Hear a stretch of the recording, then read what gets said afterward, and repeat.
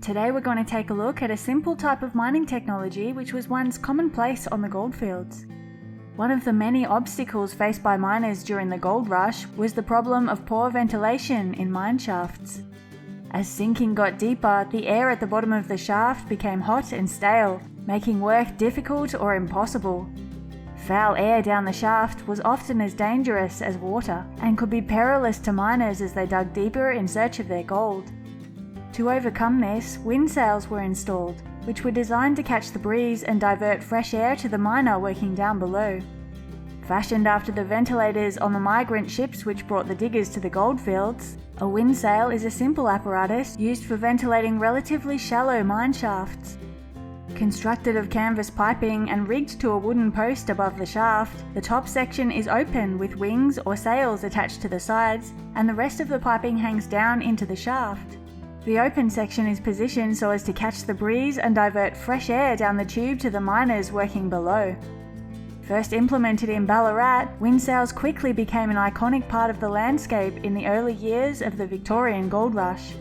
A description of Ballarat was provided in the Argus in 1855. The flat beneath the township is an exceedingly busy scene, and the windsails, which convey fresh air to the deep-sinking miners below, are thick as the leaves in Vallombrosa. This image depicts a dense combination of stores and windsails along Main Road in Ballarat. Henry Morrison mentioned the use of a windsail in his 1855 Journal of a Voyage to Australia. We had to give over working down the hole this afternoon, as the candles would not burn owing to the air being foul. George is repairing the windsail so as to cause a better draft. Ballarat's Gold Museum has a portion of a canvas windsail in their collection, and you can see several recreated windsails set up on display at Ballarat's Living Gold Rush Museum, Sovereign Hill. The windsails can be found at the diggings, where you can check out many examples of different surface mining technologies. If you head there for a look, be sure to grab a tin dish and try your luck panning for gold in the creek. Sovereign Hill also features a tent store, T. Murphy, California Tent Maker. Here you'll find a windsail up on display alongside a sign which says, "Windsails for superior mineshaft ventilation, made and supplied on request." Old Crossman, an American tent maker, placed an advertisement for his products in The Age in 1855.